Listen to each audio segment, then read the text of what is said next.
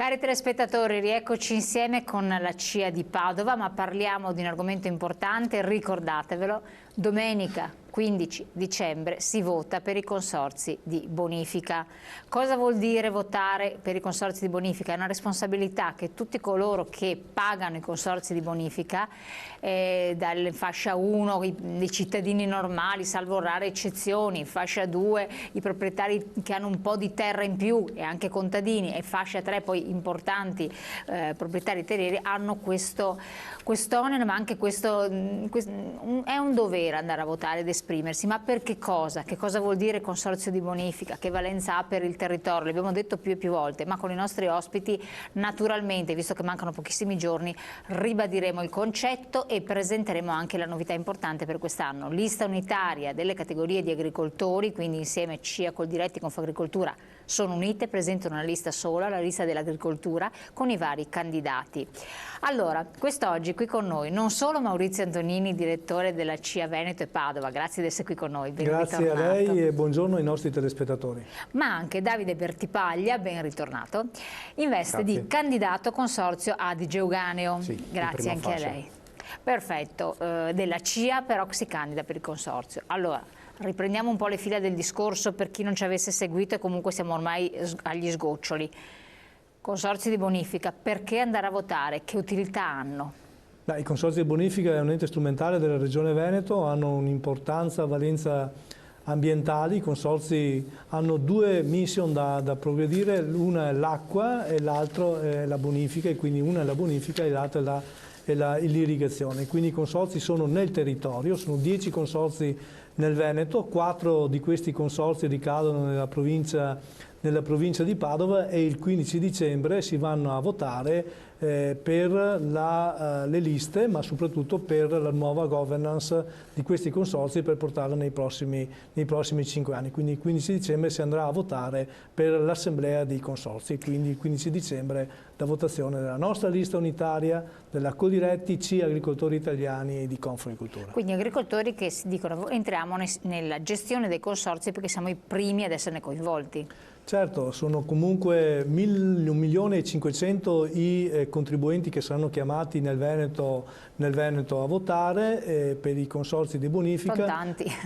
Le 73.000 aziende presenti nel Veneto chiedono con forza e determinazione la votazione della propria lista, la lista degli agricoltori che sono chiamati oggi alla governance dei consorzi di bonifica. Gli agricoltori sono i primi sentinelle del territorio, sono gli agricoltori che fanno ambiente, sono gli agricoltori che fanno paesaggio, e per questo si candidano alla gestione dei consorzi di bonifica. Chiaramente questa gestione dei consorzi di bonifica, oltre all'aspetto ambientale, oltre all'aspetto di irrigazione, deve avere anche un rapporto importante con i cittadini, quindi il rapporto tra agricoltura e cittadini deve essere un rapporto sempre importante, molto coeso e molto condiviso con le opere che i consorzi oggi devono fare.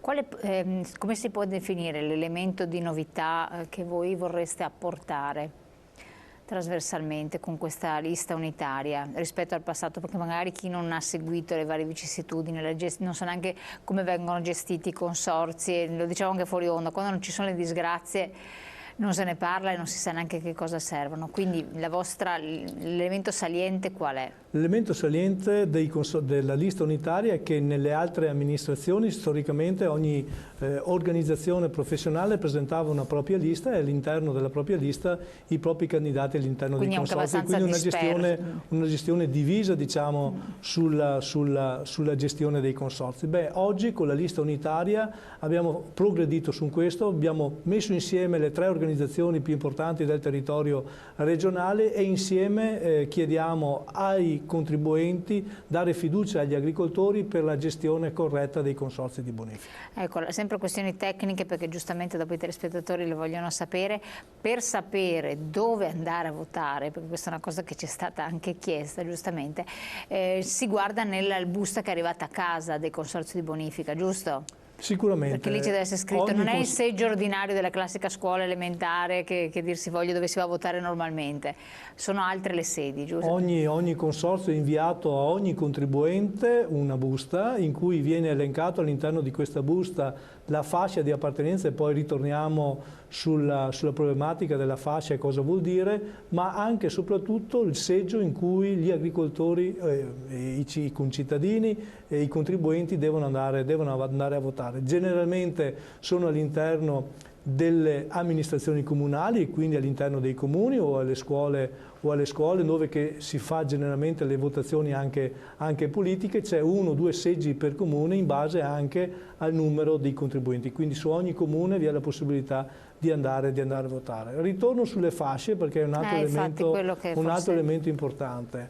Il regolamento prevede che la suddivisione di 3 fasce, la prima, la seconda e la terza fascia. La prima fascia riguarda i contribuenti che pagano un contributo non superiore ai 60-70 euro in base ai consorzi.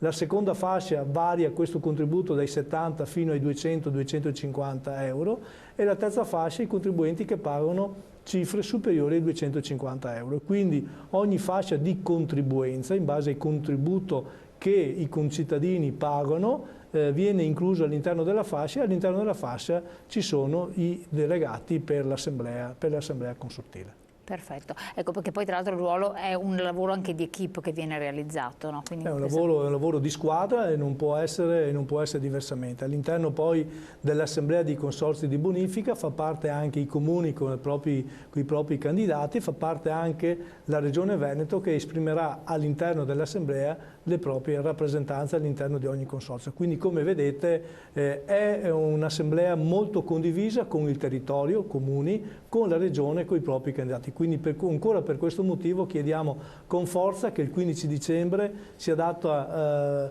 importanza e competitività alla nostra lista, alla lista degli agricoltori che si candidano per la governance del consorzio. Allora, andiamo un po' a lei come candidato, che si propone come candidato.